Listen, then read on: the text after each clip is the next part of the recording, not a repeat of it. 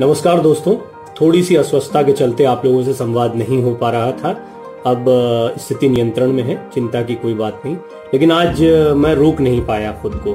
हो सकता है आज किसी अन्य विषय पर नहीं बोलता, लेकिन इरफान खान की मौत ने मुझे सचमुच में एक बहुत दुख में डाल दिया है। मुझे 2 बार उनसे मुलाकातें करने का मौका मिला, कुछ दफा फोन पर भी बात करने का मौका मिला, लेकिन ये 2 मुलाकातें भी एक इंसान को समझने के लिए बहुत अहम होती हैं। एक अक्षय कुमार, बॉबी देओल और सुनील शेट्टी के साथ में एक फिल्म आई थी जिसके दौरान ये लोग बहुत ही जॉली मूड में थे और सेंस ऑफ ह्यूमर बहुत जबरदस्त था इरफान खान का।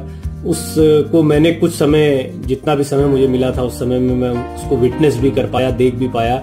और दूसरा मौका मुझे मिला तलवार फिल्म के प्रमोशन के दौरान, जब वो विशाल भारद्वाज और बाकी की टीम के साथ में IBN 7 के स्टूडियो में आए थे। खैर, ये 2 मौके थे जब इरफान को देखा, 1-2 दफा फोन पर भी उनसे बात हुई। और NSD के जो उनके जानने वाले हैं, जो उनके जूनियर हैं खास तौर पर, उनसे भी काफी कुछ उनके बारे में जानने को मिला।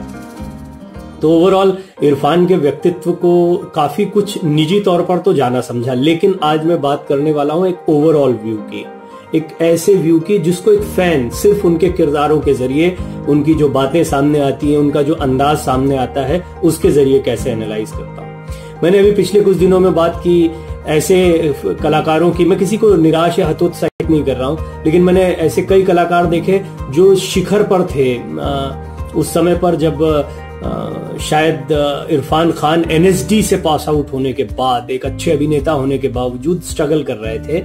वो दौर था जब वो बहुत ही छोटे मोटे रोल किया करते थे। बहुत कम लोगों को पता होगा कि भारत एक खोज में भी बड़ा छोटा सा रोल उनको मिला था। ये बहुत शुरुआती दौर का समय, चाणक्य में उन्हें बहुत छोटा सा रोल मिला था। और फिर चंद्रकांता के रोल के बारे में तो काफी लोग जानते हैं उनके, लेकिन उससे पहले भी वो बहुत छोटे छोटे रोल कर चुके थे। मैंने उन्हें नोटिस करना शुरू किया था स्टार बेस्ट सेलर में। स्टार बेस्ट सेलर में उस वक्त मतलब अभी तो मैं एग्जैक्ट टाइम आपके सामने नहीं रख पा रहा हूं, लेकिन कम से कम 20 साल पुरानी, 25 साल पुरानी ये बात हो गई होगी, या इससे ज्यादा भी हो सकता है। जैसा मैंने कहा कि समय के बारे में मुझे पूरी जानकारी नहीं, लेकिन स्टार बेस्ट सेलर में भी बुजुर्ग का एक किरदार उन्होंने निभाया था। वो मुझे बड़ा इंप्रेस करता है और उसके सारे एपिसोड्स मैंने उस दौर में देखे थे, और अब भी जब मौका मिलता है तो जो उपलब्ध हैं स्टार बेस्ट सेलर के एपिसोड्स वो मैं देखता हूँ। उस व्यक्ति को उस समय पर भी चरित्र अभिनेता के तौर पर देखते हुए कोई नहीं सोच सकता था कि एक समय ऐसा आएगा बॉलीवुड इंडस्ट्री में जब इस व्यक्ति के नाम पर फिल्में बिकेंगी, इस व्यक्ति के अंदाज पर फिल्में बिकेंगी, बड़े बड़े अभिनेता इसके सहारे पर चलेंगे। और इस कीमत को किसने समझा अभी हाल के दिनों? शाहरुख खान और अमिताभ बच्चन। शाहरुख खान ने जो बिल्लू उनकी फिल्म आई थी, या शाहरुख खान के साथ में उनका एक बॉन्ड देखने को मिलता है कई जगहों पर, निजी तौर पर भी। जब अभी बीमार थे, इस रेयर कैंसर की चपेट में इरफान खान आया, उसके बाद भी शाहरुख उन लोगों में थे जो उनसे मिलने भी जाते थे। और ऐसा नहीं कि ये मित्रता कोई बहुत पुरानी थी, ये मित्रता फिल्म इंडस्ट्री के दौरान बनी थी। और आप शाहरुख के किरदार को जानते हैं कि उनके इर्द गिर्द मित्र बहुत कम है।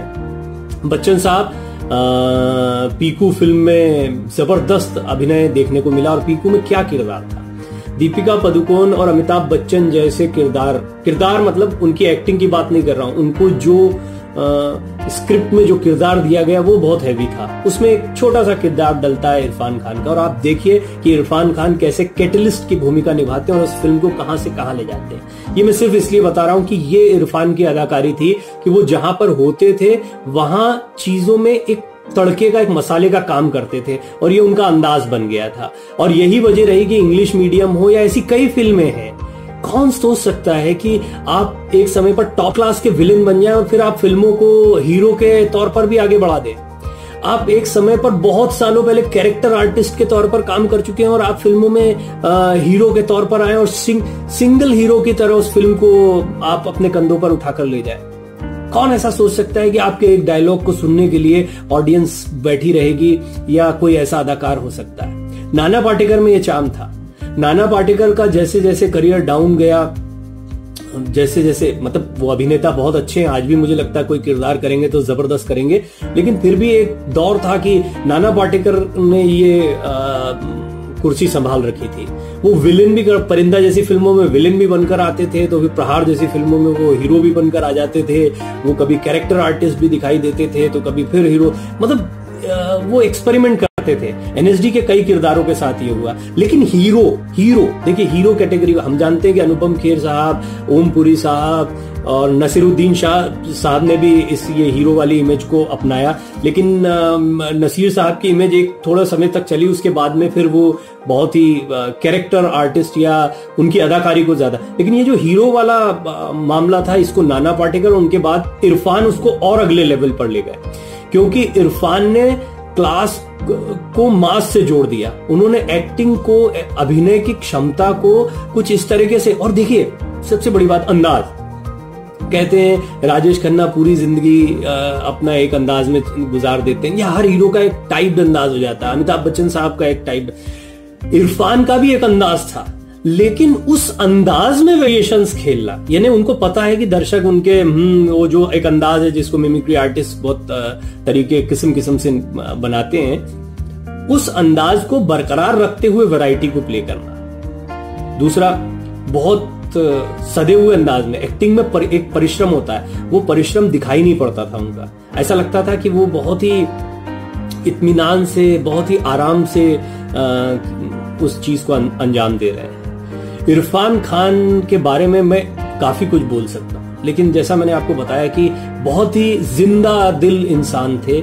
और सचमुच में मेरी लास्ट मुलाकात तो खैर करीब अब 3 साल से ज्यादा का समय हो गया, लेकिन उस समय पर हंसते मुस्कुराते, कभी सोचा भी नहीं था कि ऐसा भी कोई दौर आ सकता है कि कुछ समय बाद ये शख्स हमारे बीच में नहीं रहेगा।